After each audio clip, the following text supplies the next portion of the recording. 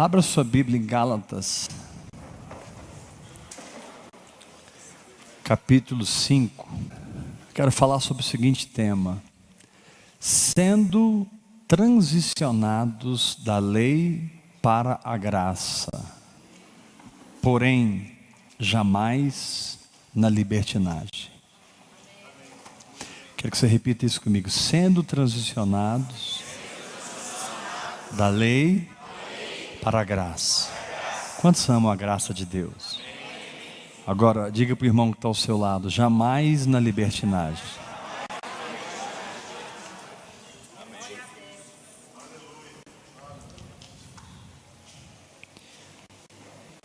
Eu sei que a lei é uma fonte de fraqueza, porque ela só tem a minha carne para responder a ela. Meu espírito não responde à lei, meu espírito responde a Jesus. A lei foi dada por Moisés, mas a graça e a verdade vieram, te abraçaram e te dizem: eu não te solto nunca mais. Então eu quero entender essa transição, porque a maioria de nós, ou talvez 100% de nós, aceitamos a Jesus, mas fomos ensinados a seguir Moisés. Claro que não foi isso que te disseram, mas eles colocaram padrões, métodos, caminhos, para que você chegue à cura. 7 passos pelo qual um crente não é curado. 7 passos para receber o batismo no Espírito Santo.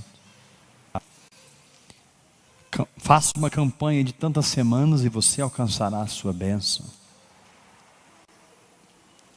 Olha, meu irmão, você está debaixo de maldição, hein? Nós precisamos quebrar essa maldição. Vamos fazer uma corrente de libertação. É tudo a mesma coisa. Mudou a linguagem, mas o cenário é o Sinai. Cuidado, irmão. Você não está fazendo isso, isso e isso, Deus vai pesar a mão na sua vida. Isso é lei. Isso aconteceu com ela porque Deus pesou a mão. Essa doença aí, tenho certeza, eu conheço ela. Ô, mulher que falava mal dos outros. Agora está aí, ó, com câncer. Lei. Então, eu creio que o nosso desafio, irmãos, hoje, é muito profundo, porque ninguém anda no Espírito firmado na lei. Você só anda no Espírito firmado na graça. Na verdade, a única porta para o Espírito é a graça de Deus. A única. Se você passar pela porta da lei, você vai encontrar com as suas fraquezas. Se você passar pela porta da graça, você também vai encontrar com as suas fraquezas, só que com uma diferença: quando você for fraco, aí é que você vai ser forte. A lei te põe de cara com as suas fraquezas e te condena. A graça te põe de cara com as suas fraquezas e te fortalece. Eu queria tanto vencer esse pecado, mas eu nunca consegui vencer. Não discuta comigo, você está na lei. Você não conhece Jesus, você não conhece a graça. Porque a graça, ela é simplesmente libertadora.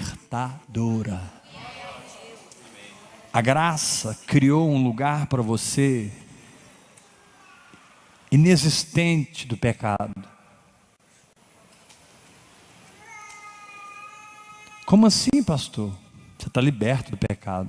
A graça criou um outro lugar para você chamado justiça. Você peca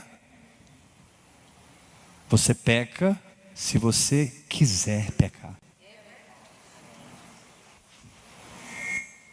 A graça te deu escolha de não pecar. A graça criou um lugar para você inexistente de enfermidades. Não existe enfermidades nesse lugar. Você escolhe se você vai ficar doente ou se você vai sair da doença. A graça criou um lugar para você livre da miséria e da pobreza. Não existe falta nesse lugar chamado graça. Mas você pode escolher ser pobre, manter uma mentalidade pobre e viver na miserabilidade.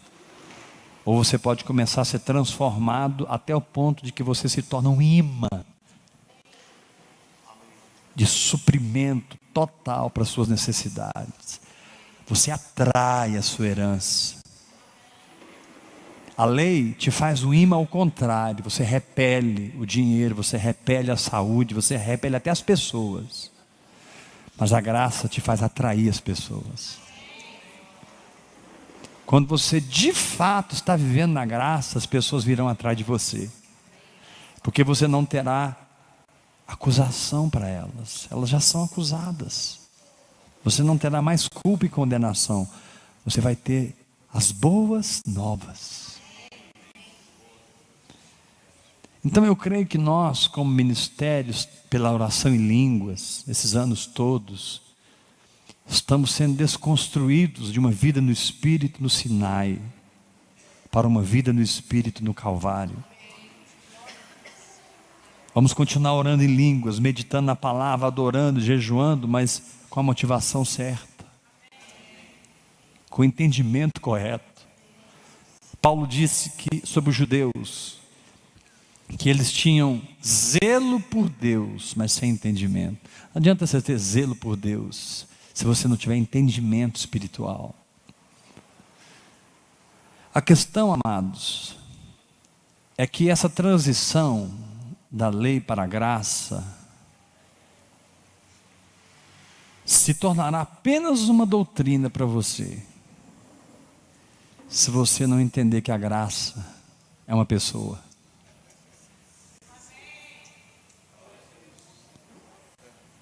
Vou repetir isso. Essa conversa de transição da lei para a graça vai ser apenas uma doutrina para você. Você vai até pensar que está na graça, vai dizer que está na graça, mas vai continuar na lei, porque Deus criou tudo no Evangelho para que nós estivéssemos ligados a Jesus Cristo. Não mais vivo eu, é Cristo que vive em mim. O que a mudança da lei para a graça faz é que talvez você não vai mudar nada do que você está fazendo. Talvez vai mudar tudo. Não importa, o vento sopra e você vai seguir o vento. Mas uma coisa vai mudar: a fonte da sua energia. Isso vai mudar. Sua energia não nascerá mais dos seus esforços. Sua energia brotará do Espírito, como realidade, como verdade. E você, ao relacionar-se com essa pessoa, irmão, Jesus é uma pessoa real. Ele não é um sentimento, ele não é um arrepio, ele é uma consciência no meu espírito. Ele não é uma emoção, ele é alguém com quem eu estou ligado e de quem flui vida para o meu espírito e do meu espírito flui para os outros. E quanto mais flui para os outros, mais eu sou abençoado, porque melhor é dar do que receber.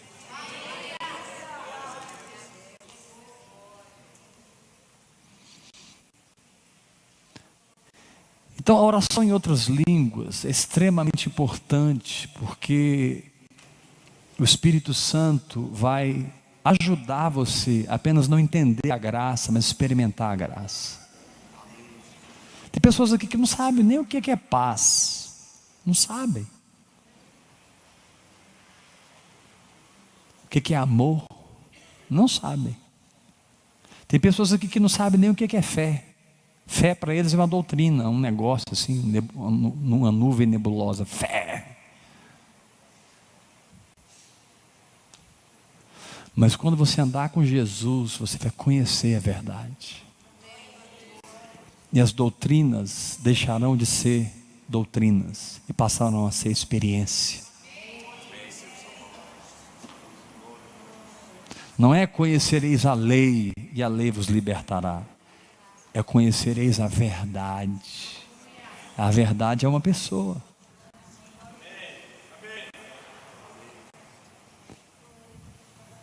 Porém, pregaram outro evangelho para nós, irmãos.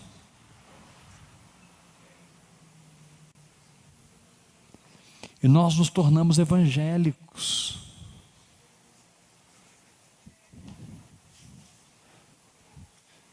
Mas cadê a força para vencer o pecado?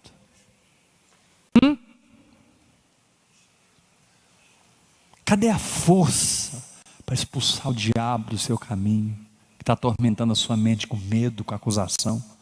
Cadê a força? Cadê a força para tirar a pobreza do seu caminho e trazer dinheiro para sua casa, suprimento, dignidade?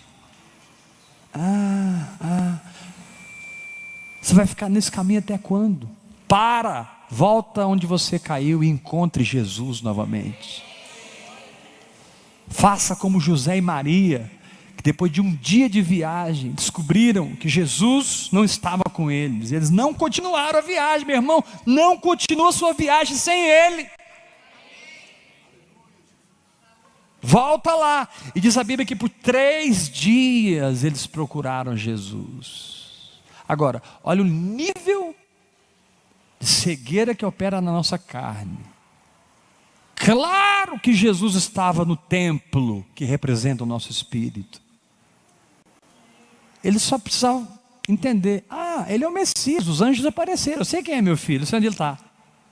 Mas não, procuraram em todos os lugares, menos no templo. Acho que o templo foi o último lugar que eles pensavam. E quando eles chegaram no templo, Jesus estava cercado de doutores da lei, com 12 anos de idade.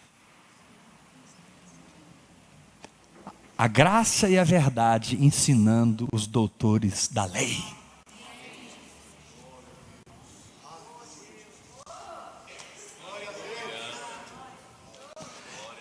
A lei não se dobra diante de nada, porque ela é perfeita, ela é espiritual.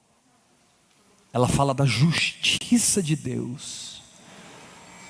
Mas a lei se dobra diante do Senhor Jesus, para você, porque Ele se sacrificou por todos os pecados que você cometeu. Ele se sacrificou por todas as mentiras, por todas as pornografias, por todos os adultérios, por todos os roubos, todas as falcatruas, todo ciúme, toda inveja, toda contenda, tudo que não presta na nossa carne. Jesus cancelou na cruz do Calvário. Não é que Deus deixou de cumprir a lei, Ele cumpriu a lei, sacrificando um justo pelos injustos. E por esse sacrifício, você recebe a dádiva da justiça.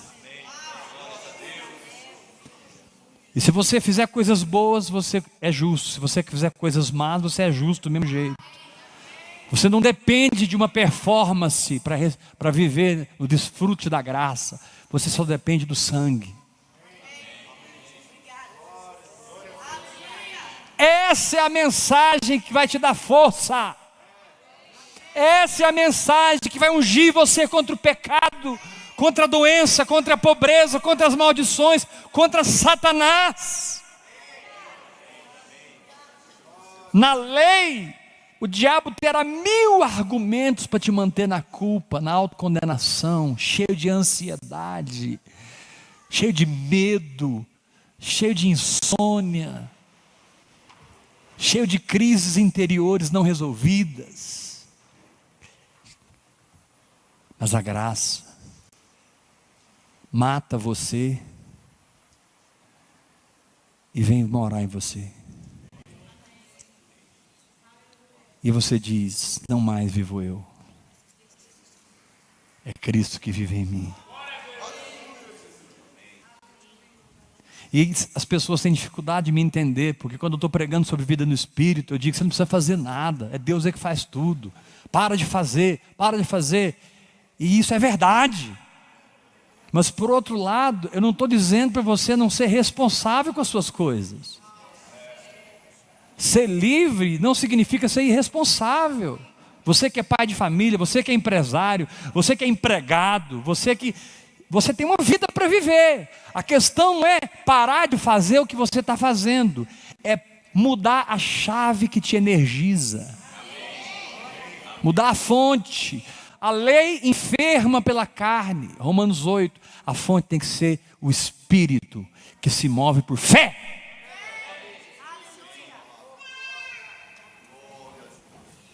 Agora, fé, irmãos, não é um sentimento. Fé não é emoção. Hoje eu estou com fé. Aí amanhã, hoje eu estou incrédulo. Nossa, hoje eu nem acho que nem para o céu eu vou. Será que eu sou salvo? Não, acho que eu não sou salvo. Amanhã, nossa, eu sou salvo. No outro dia, nossa. Se Jesus voltar hoje eu fico. Porque você não é consciente de Cristo, você é autoconsciente.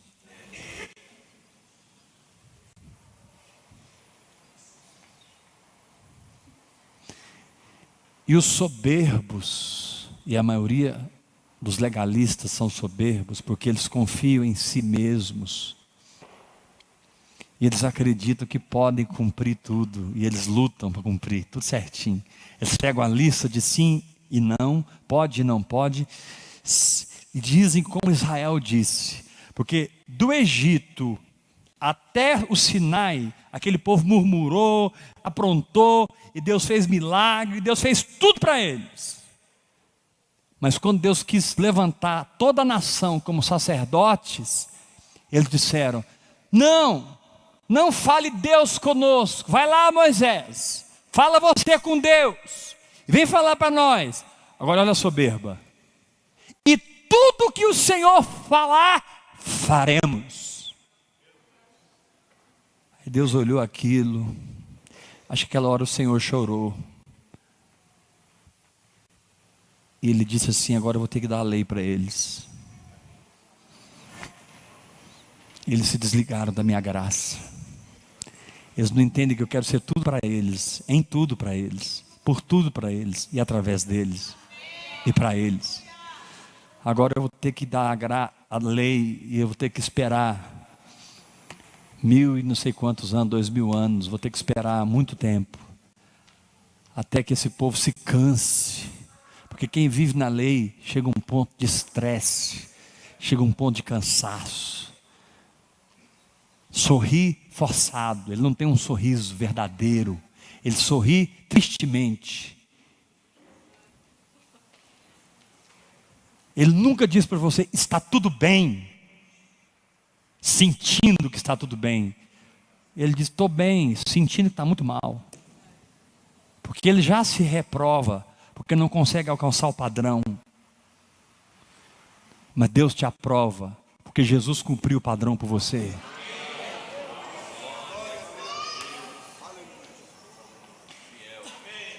Você é aprovado em Cristo Jesus. Você é amado em Cristo Jesus. Você é aceito em Cristo Jesus. E é no relacionamento que Ele vai falar com você, e você terá fé, ou seja, força para sair da doença, para sair do pecado, para sair da miséria, para parar de falar mal dos outros. Por que você não consegue parar? Porque você ainda confia em si mesmo. Para de confiar em você e confie em Jesus. Não seja humanista, seja cristocêntrico.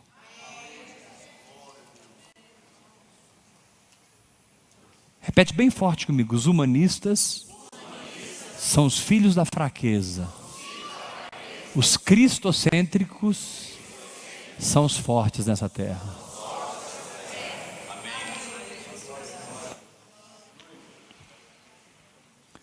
Pastor, como que eu faço para entrar nesse lugar aí? Porque eu estou entendendo aqui na minha mente, mas eu me sinto culpado.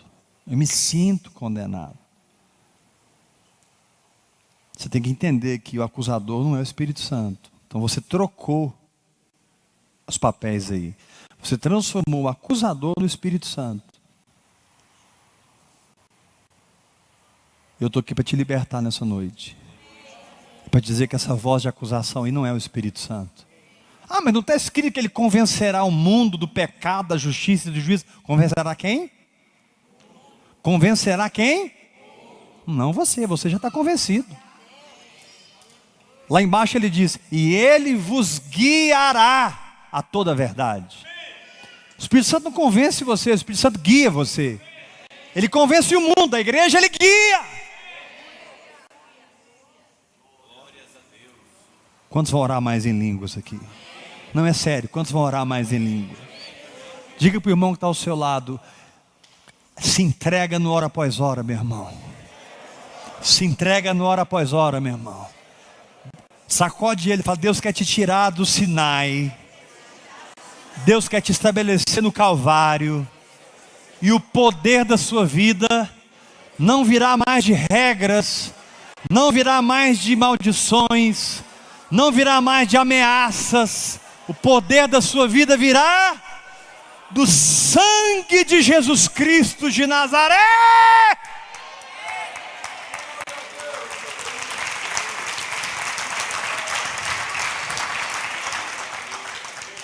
Aquele pecado que antes controlava, você desliga ele num pensamento e descansa. Eu repeti isso é forte. Isso é comida sólida. Aquilo que te controlava, talvez não um pecado, uma situação, glutonaria, é pecado, né? Língua grande, né? Tem gente que a língua é tão grande, irmãos, que ele senta no sofá, assistindo televisão e lambe o doce lá na geladeira.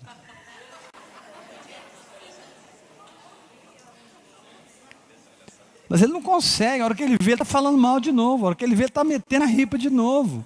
Ele não quer ser maledicente, mas a lei suscita o pecado, a graça liberta do pecado.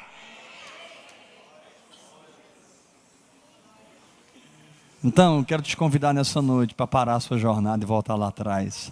Vamos achar Jesus, irmãos. Ah, mas eu vou ter que voltar sozinho, porque o pessoal não vai voltar comigo. Que vão. Eu quero Ele. Sabe por quê, irmãos? Nós que temos entendido a vida espiritual na profundidade que nós temos entendido, nós corremos um risco. Olha o que está escrito em Gálatas capítulo 5, verso 1 em diante. Para a liberdade foi que Cristo nos libertou. Está falando da liberdade da lei, de uma vida religiosa, de uma vida onde a performance nasce do seu esforço próprio. Você foi livre disso. Permanecei, pois, firmes e não vos submetais de novo a jugo de escravidão. Tem gente tão amarrada na lei que o dia que ele conhece a graça, ele assusta e corre da graça e volta para a escravidão. Ele está tão acostumado com a prisão da lei que ele não consegue enxergar a liberdade da graça e volta para a prisão. Ele se sente mais seguro na autoconfiança do que na confiança em Deus. Pergunta para o irmão que está ao seu lado, você confia mais em você ou em Jesus, hein, irmão? Responda para ele, se você está cheio de paz, é porque você confia em Jesus.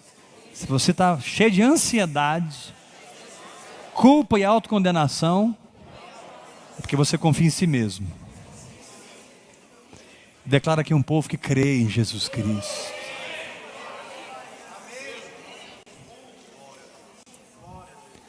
Verso 2: Eu, Paulo, vos digo que se vos deixardes circuncidar, Cristo de nada vos aproveitará. Você pode fazer, ué. Você faz e acontece. De novo testifica a todo homem que se deixa circuncidar, que está obrigado a guardar toda a lei. Mas se você chamar seu irmão de tolo, você é perfeito em tudo. Um dia você chamou seu irmão de tolo, você vai para o inferno.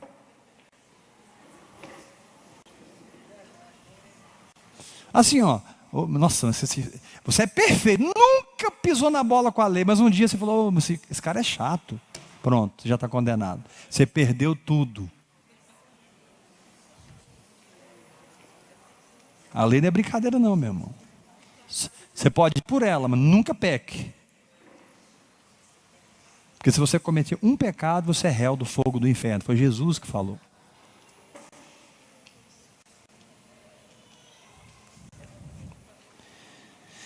Verso 4. De Cristo vos desligastes. Meu Deus. Vós que procurais justificar-vos na lei, da graça decaístes. Irmãos, eu estou um pouco triste hoje, porque a maioria dessa igreja está caída da graça.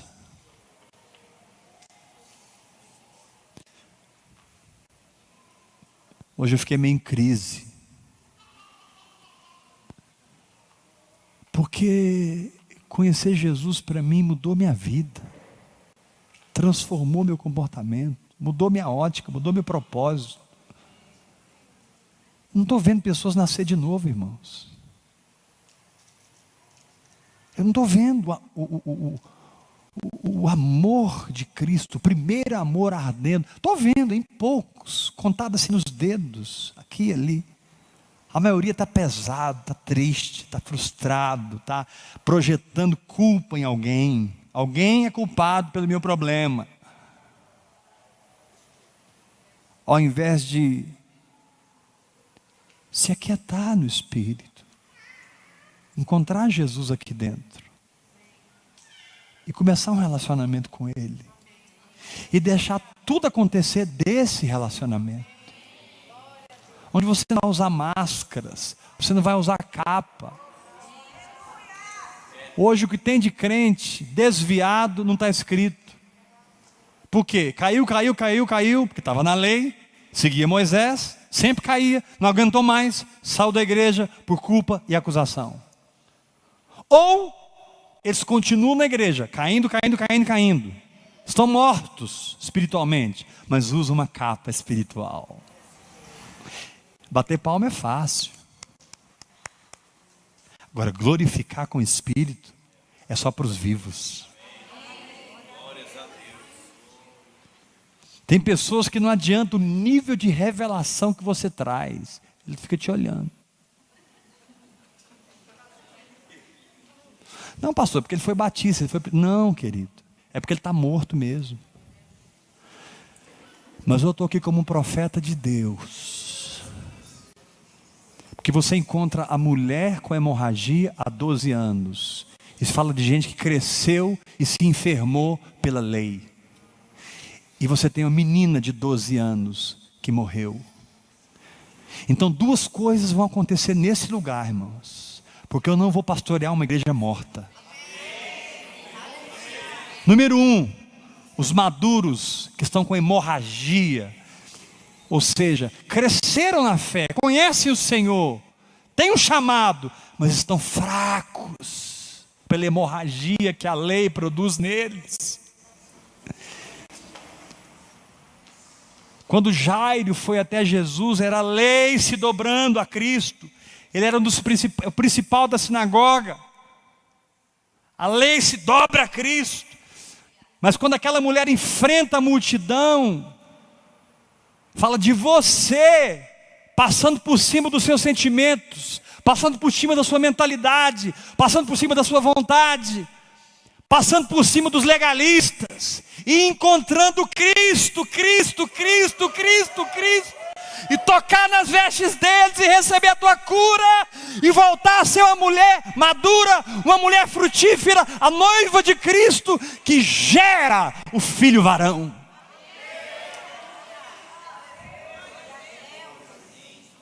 Segunda coisa que vai acontecer aqui: as crianças que morreram porque não puderam ser cuidadas, porque os maduros estavam com hemorragia. Como é que alguém com uma hemorragia constante cuida de uma criança? 12 anos de hemorragia, 12 anos de idade.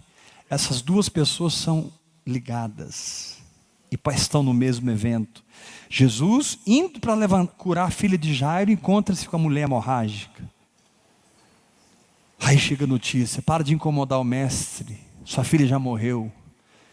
Aí diz assim, repete comigo: Jesus, mais forte todos, Jesus, sem acudir a tais palavras, disse a Jairo: não temas, crê somente. Quais são os sinais de quem está na graça? Ele não tem medo. Ele não tem medo do sucesso, ele não tem medo da derrota, ele não tem medo de tempos de paz, ele não tem medo de tempos de guerra, ele não tem medo de enfermidade, ele não tem medo da pobreza nem da abundância, ele não tem medo da morte, porque tragada foi a morte pela vitória. Não temas, crê somente. Quem crê somente fica destemido. E quando o diabo não pode controlar mais você através do medo, o diabo te perdeu. Os seus medos são as ligaduras de impiedade que fazem que o diabo possa marionetar você. Você é marionete. Eu vou fazer isso, mas é medo. Eu vou correr atrás de um emprego, eu preciso fazer esse curso, medo. Eu preciso ser pastor. Eu preciso... Sabe, irmãos, quando de repente você começa a ser ungido pelo Espírito Santo, você começa a descobrir o quanto medo te guia.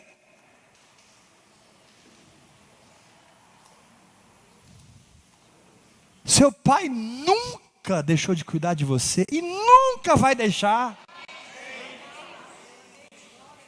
Mas o medo sempre cria uma imagem errada, irreal das coisas. E você começa a andar correspondendo ao medo. E o Senhor te chama para andar correspondendo à palavra.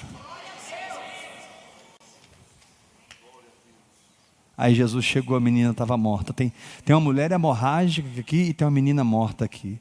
A mulher hemorrágica teve que enfrentar a multidão, enfrentar o preconceito. Sabe qual é o problema de muitos aqui? Que eles não estão dispostos a enfrentar o preconceito e a multidão. Eles têm que manter a postura. Que postura? Coloca o dedo na tomada e eu quero ver se você consegue manter a sua postura, rapaz. Enfia o dedo na tomada e segura lá e mantém a sua postura. Porque eu sou conservador, eu sou fleumático. Dá uma tocadinha em Jesus para você ver. Ele vai parar na hora. Epa! Alguém me tocou, porque de mim saiu poder. Qual a diferença de todo aquele povo tocando nele daquela mulher? Aquela mulher tocou com fé. Ela dizia, ela confessava: se eu tocar nele você curará. E imagina aquela mulher, ela tinha gastado tudo com os médicos. Esse é o problema. A igreja hoje está gastando tudo com a religião e não está adiantando nada. Você encontra com cabra hoje, você encontra com cabra daqui 5 anos, ele é a mesma pessoa. Meu irmão, se você encontrar comigo amanhã e eu for a mesma pessoa, eu já estou caindo da graça. Amanhã eu já vou mudar. Depois da manhã eu vou mudar mais. E depois da manhã eu vou mudar mais. Eu não vou parar de mudar.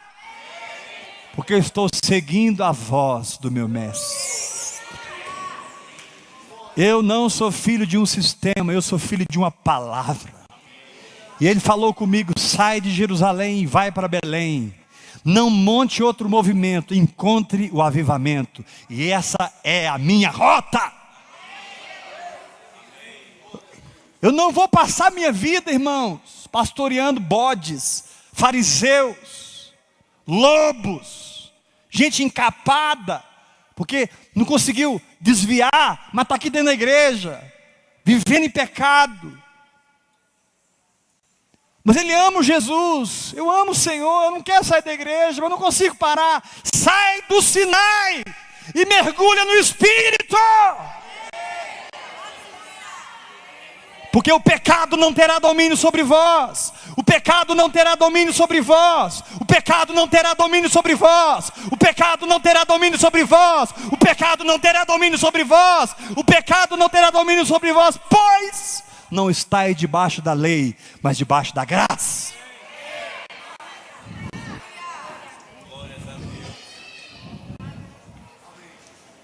Então, meu irmão, essa hemorragia vai se estancar hoje. Ou você vai ressuscitar hoje. Mas a história dessa igreja vai mudar.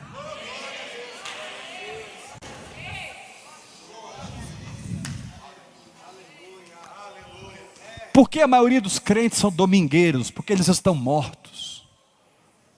Por que a maioria dos crentes não querem servir a Deus? Porque eles estão mortos. Eles vêm aqui, domingo, desobrigar a consciência e não adorar o Deus vivo. Talvez porque gostam da música, talvez gostam do pregador, se sentem mais leve quando sai do ouvir e crer. Eu vou lá, me sinto tão bem.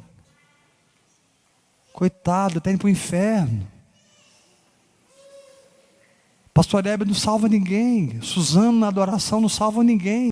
Você tem que se humilhar debaixo da cruz e aceitar Cristo de verdade. Crer nele. Se firmar no sacrifício. Receber o Espírito Santo. E começar a falar em línguas. Hora após hora. E enfrentar você mesmo e quem tiver que enfrentar. Mas vença as suas guerras. A lei é a causa da sua fraqueza. A graça é a causa da sua força. Tem um versículo que diz assim: tudo é puro para os que são. Ninguém vai entender. Tudo é puro para os que são puros. Ninguém vai entender isso na lei. Mas na graça você vai descobrir que você é santo. Você é justo. Quem é? O pecado. Você vai abrir a porta sem medo. Fala: eu quero entrar. Impossível você entrar aqui. Deixa eu entrar só um pouquinho, já vivi tanto com você. Não tem como você entrar mais. Como viverão no pecado? Vós que morrestes para o pecado. Você não vai lutar contra o pecado, você vai descansar e desligar a chave da carne. Com um simples pensamento de fé. É por dentro, é um exercício de fé interior, onde você desliga aquele pensamento, liga o outro, descansa, e a tentação vai embora. Porque você está imune pelo sangue de Jesus Cristo. O Espírito Santo, no dia que se converteu, pegou uma injeção, injetou em você. Sangue de Jesus Cristo. Nas suas veias espirituais não corre mais o sangue de Adão. Nas suas veias corre o sangue de Jesus.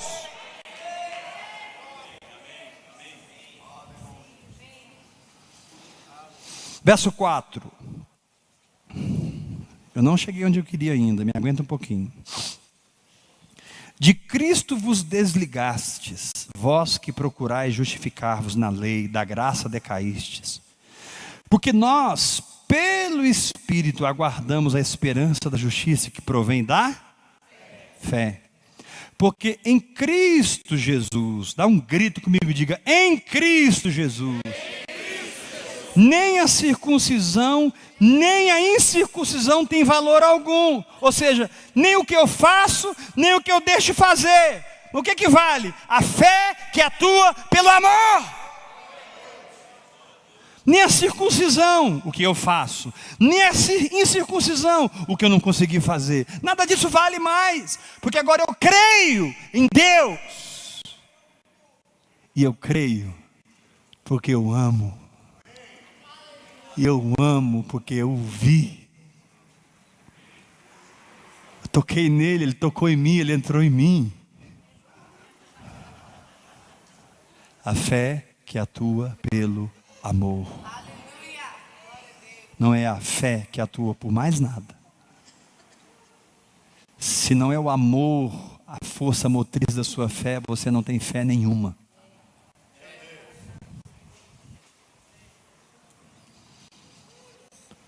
Verso 6, 7. Vós corrieis bem. Você estava indo tão bem. Quem vos impediu de continuares a obedecer à verdade? Esta persuasão, diga comigo, não vem daquele que me chama. Querido, ninguém aqui vai ser enganado mais. O tempo de engano passou desse lugar. O tempo de divisão passou desse lugar. O tempo de rebeldia passou desse lugar. As hemorragias cessaram e as crianças ressuscitam nesse lugar. Eu digo a todo hemorrágico: ei, de mim saiu o poder, você está curado, tua fé te salvou. Eu digo às crianças: Talita cumi, levanta menina, anda. E a menina dirá: me dá de comer. A menina terá fome. Cadê a fome?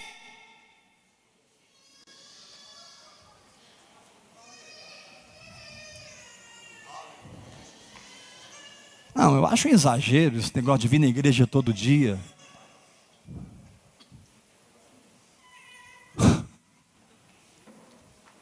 O único motivo pelo qual você não deve vir todo dia é por um compromisso que você tem, que você não possa vir. Fora disso, você está aqui todo dia. A igreja é sua morada. Eu estou falando do prédio, a reunião dos irmãos. A gente podia estar agora no hotel, a gente podia estar agora debaixo de um pé de manga, a gente podia estar em qualquer lugar. Igreja é a reunião dos santos. Se você não tem prazer de estar com os santos, te conserta, vaso.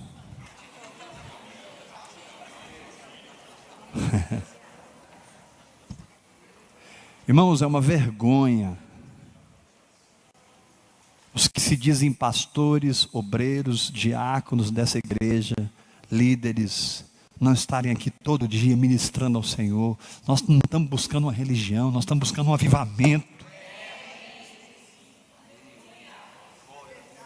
Agora eu entendo porque que Deus falou para Gideão. Tem muita gente aí, Gideão. Eu quero dizer para vocês, tem gente demais aqui nessa igreja.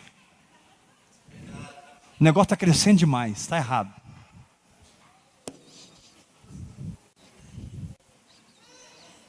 Esse crescimento está muito. Gideão, manda os covardes, tímidos e medrosos embora. 22 mil foram embora. Pelo menos eles foram honestos. Porque o exército dos midianitas era de 135 mil soldados. Era 32 mil contra 135 mil, mas tinha 22 mil medrosos. Os medrosos acabariam com a guerra e perderiam a batalha. Deus não estava procurando, Deus estava atrás de 300.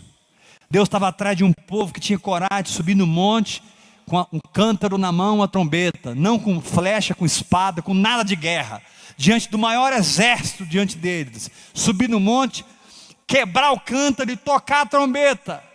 Como que dizendo para o inimigo: eu estou aqui, mas você não pode me matar, porque eu já morri. Eu faço parte dos crucificados. Quem topa essa parada é só quem morreu. Quem vai para esse tipo de guerra já vai morto. O dia que você entender e praticar a morte que Jesus te deu de graça, o dia que você guerrear suas guerras morto, você vai ver o inimigo se autodegladiar entre si e cair aos seus pés.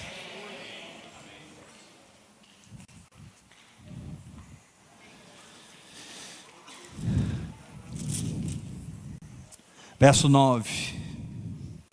Eu quero que você repita muito pausadamente comigo. Um pouco de fermento Não, não, não, não, não. É assim, ó, um pouco de fermento. Irmãos, quando Deus fala que algo é grande, você pode ter certeza que o negócio é grande. Quando Deus falar que algo é pouco, bota pouco na coisa. Um pouco de fermento leveda toda a massa. Não, eu amo o pastor Heber, mas isso aqui, essa mensagem da graça, isso aqui, não, pastor tal prega diferente lá, tem uns negócios que eu gosto dele, não é assim também não, tem que ter regra, tem que ter uns negócios para a gente. Entrou um pouquinho de fermento, vai levar tudo, irmão. Cuidado com quem você está ouvindo. Ah, mas é um homem de Deus. Está mudando a sua vida? Está te transferindo práticas? Está te colocando na cruz, na graça? Está te levando a vencer as suas guerras? Continue ouvindo.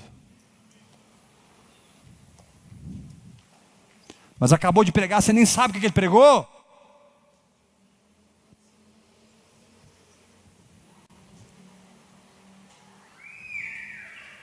Está pregando, te dando regras. Aí Paulo fala assim no verso 10: confio de vós no Senhor, que não alimentareis nenhum outro sentimento. Você pode dizer amém a essa palavra? Amém. Vou repetir. Agora, Paulo falou, mas agora sou eu falando em nome de Jesus. Confio de vós no Senhor, que não alimentareis nenhum outro sentimento. Mas aquele que vos perturba, seja ele quem for, sofrerá condenação. Chega de dúvidas na sua cabeça. Chega de confusão na sua vida. Você agora grudou com Jesus, você encontrou o que você buscava. Eu posso te assustar com o que eu vou falar agora? Posso? Se eu posso, levanta a cabeça, senta direito, estufa o peito assim, e dá um sorriso para mim e diga assim: fala, pastor. No Evangelho não cabe nem você querer as coisas. Quando você passa a querer, você já saiu do Evangelho. Porque no Evangelho você já tem tudo.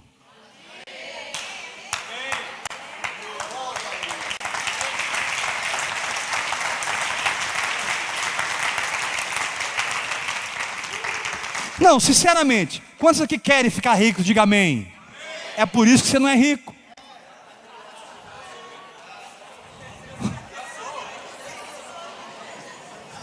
Eu acabei de te mostrar por que você não é rico. Porque a Bíblia diz: os que querem ficar ricos caem em ciladas. Você não precisa querer, você já é próspero. Quando a Bíblia diz: buscar em primeiro lugar o seu reino e a sua justiça, e todas as coisas serão. Se você for no original, Jesus está dizendo o seguinte: zetel o seu basiléu. Ou seja, exija. Quando fala buscar em primeiro lugar, é zetel o seu basiléu. No original significa, buscar em primeiro lugar significa, exija o que é seu. E o que é seu virá. Zetel, está lá na Bíblia, pode pesquisar no grego. Zetel, basiléu. Exija. Ali não é buscar, ficar orando, jejuando, indo para o monte. Numa explosão de incredulidade. Envergonhando os anjos que estão ao seu lado para te servir. Tem tanto anjo com você querendo pegar esses capetas que estão te perseguindo, irmão. Tem tanto anjo querendo trazer dinheiro para a sua vida, mudar a sua história. Mas está escrito em Marcos, capítulo 6, que em Nazaré Jesus não pôde fazer nenhum milagre. Não é que ele não quis, ele não pôde. Diz a Bíblia que em Nazaré, Jesus admirou da incredulidade deles. Sabe por quê? Porque eles não viram o que Pedro viu. Jesus, o Cristo, o Filho de Deus. Não, eles viram o carpinteiro. Esse não é carpinteiro? Estava aqui entre nós, não é o carpinteiro? Quando você tem uma visão natural de Jesus, a sua fé morre. Quando você tem uma revelação de Jesus, você anda sobre as águas.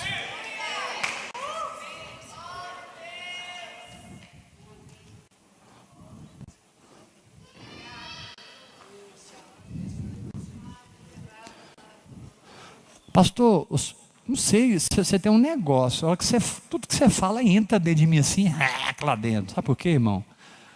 Porque eu não prego o que eu aprendi, eu prego o que eu vivo.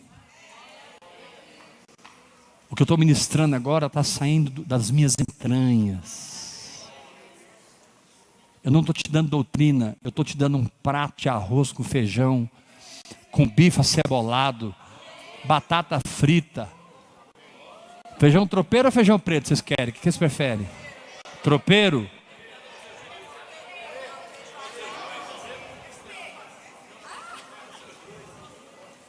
Ah, para falar tudo isso você passou a tarde estudando. Eu não. Eu tenho sido estudado pelo Espírito Santo há muitos anos. Eu tenho sido sondado pelo Espírito Santo. Aquele que sonda os corações sabe qual é a mente do Espírito. Porque segundo a vontade de Deus é que ele intercede pelo Weber. E o Weber recebe a palavra. O Weber se quebranta, toma a cruz. O Weber muda. Glórias a Deus.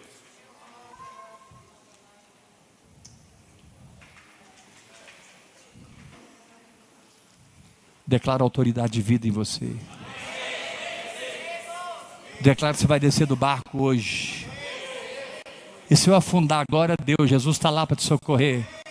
É melhor afundar lá fora com Ele do que no barco sem Ele. Mas eu vou afundar. Eu, por exemplo, afundei muitas vezes. Na verdade, eu afundei mais do que andei sobre as águas. Mas com o tempo o negócio está mudando. Estou começando a andar mais do que afundar. Mas eu não desisti. Eu não voltei para o barco. Continua afundando. Ele me socorre toda vez. Epa, vem cá, Heber. Ó, vamos mexer nessa emoção aqui. Esse negócio aqui está errado. Vamos consertar isso aqui. Fale em língua. Fale em língua, Heber. Ah, tá. Eu vou. Achei o problema, que a peça é estragada. Clique. Aí eu. Daqui a pouco eu estou orando em língua e vem outro lixão para fora. Ele, opa, estou aqui, meu filho. Ai, Senhor, eu estou me sentindo tão mal. Eu estou me sentindo tão bem, porque eu sou teu socorro, eu sou tua fortaleza, eu sou sua vitória, eu sou sua firmeza, eu sou a sua justiça, Heber.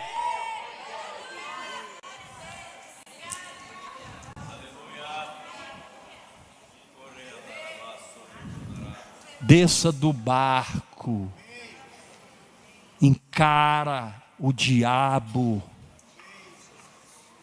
não na sua força, na quietude do Espírito, ouvindo a voz e seguindo a voz.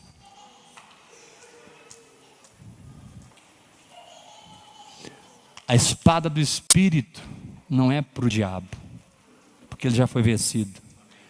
A espada do Espírito é para separar em você alma e espírito e te dar escolha de decisão. A espada do Espírito não é para você enfiar no diabo, é para enfiar em você. Tem crente místico, pega a espada do Espírito. Irmão, tem uma espada de fogo na sua mão.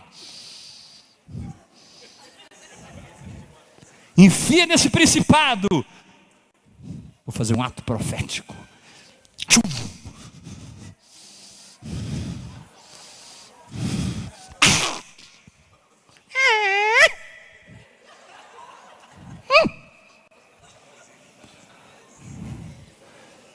E os principados estão dando gargalhada, porque o que derrota o diabo é a sua morte.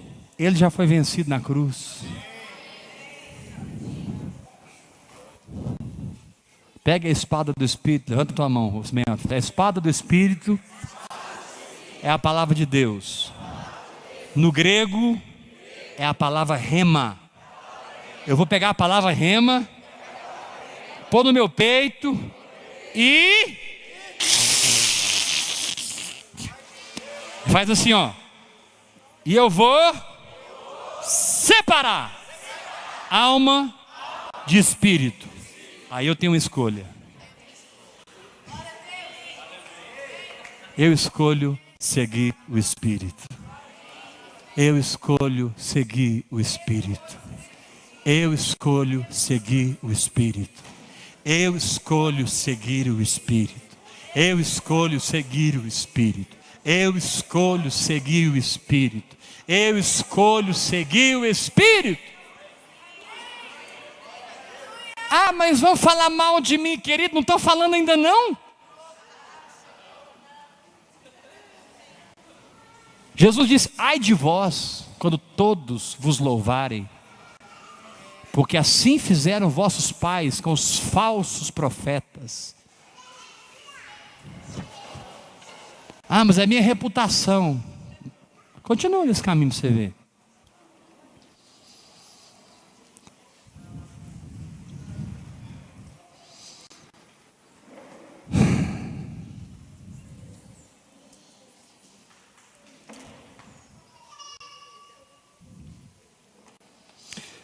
Vamos terminar no verso 13. Porque vós, irmãos, fostes chamados à liberdade, porém, não useis da liberdade para dar ocasião à carne. Liberdade não significa irresponsabilidade. Liberdade não significa falta de aliança. Liberdade não significa infidelidade. Liberdade não significa rompimento e divisão. Liberdade não significa rebeldia. Liberdade significa que você está em Deus. Custe o que custar, doa em quem doer.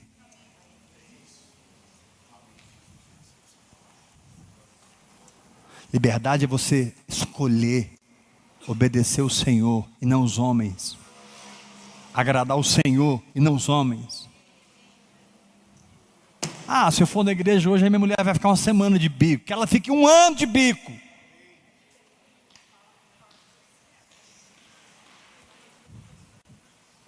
Ah, se eu for na igreja, meu marido não me dá dinheiro essa semana para isso. Então fique sem dinheiro, meu irmão. Lá você é casado com o seu marido, aqui você é casado com Jesus. Vocês não gostaram de ouvir isso não. Mas eu vou repetir. Lá você é casado com o seu marido, aqui você é casado com Cristo. Eu desafio qualquer teólogo do planeta, qualquer pregador do planeta, qualquer mestre dos mestres, para me dizer que não é assim. Jesus disse: eu vim para trazer espada, eu vim para dividir pai contra filho, filho contra pai, mãe contra nora, contra sogra, eu vim quebrar o pau. Mas é o meu reino que prevalece. Foi Jesus que disse: quem não aborrecer pai, mãe, mulher, esposa, filho, marido, blá, blá, blá, não é digno de mim. Sabe qual é o seu problema? Você quer agradar demais seu marido, você quer agradar demais sua esposa, e você está perdendo a vida de Deus.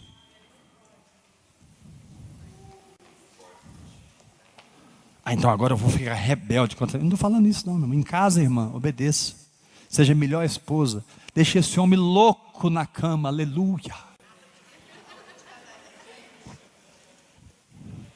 Agora, no quesito Espírito Santo, ninguém tem nada a ver com isso. Fala assim comigo, bem forte. No quesito Espírito Santo e eu, ninguém tem nada a ver com isso. Então, amados, que essa hemorragia pare. Que essa mortandade cesse nesse lugar.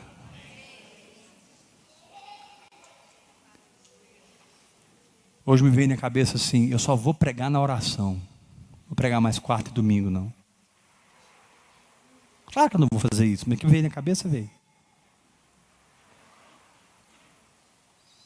Me veio na cabeça assim hoje: eu não vou pregar mais quarta e domingo. Vou pôr o Suzano, Geraldo, Araceli, eles vão pregar desse dia. Eu vou pregar aqui, ó.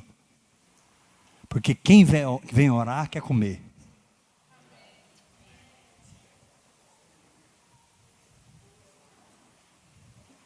Eu acho que se eu fizer isso, eu vou conseguir gerar uma igreja que ora.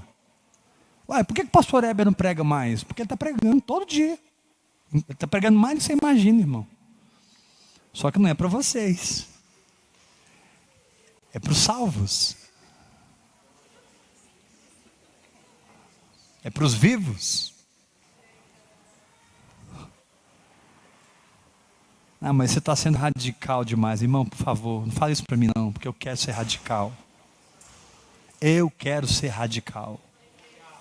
Todos os homens que mudaram a história pelo Espírito foram radicais.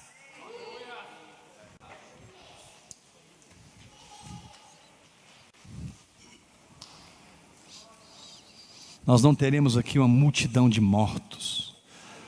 Nós teremos mulheres curadas da hemorragia e crianças ressuscitadas dos mortos.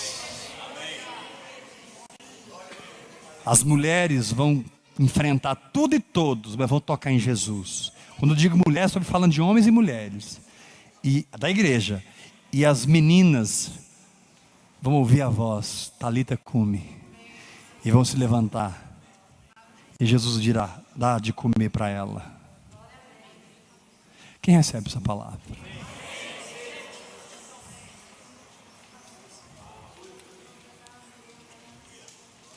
Pastor, o senhor foi muito duro hoje. Não, eu fui muito amoroso hoje. Eu amo vocês. Mas eu tenho que falar algumas verdades para vocês, porque senão vocês vão morrer ou nunca vão se livrar desse problema. Como que um crente fica 12 anos com um problema? Como que a filha do chefe da sinagoga morre?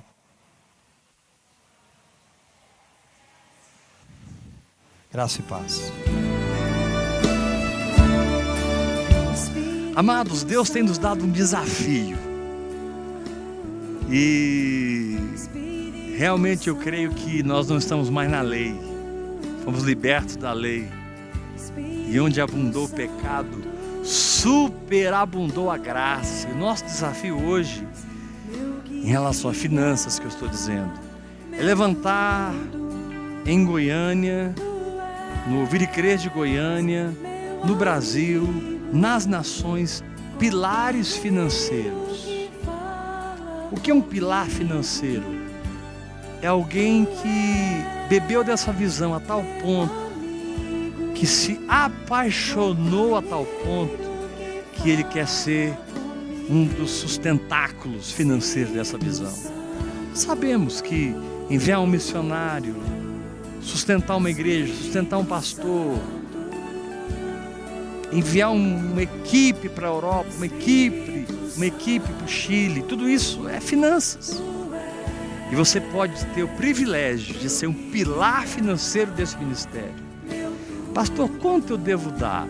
Não, você tem N opções, querido. Está aí no site.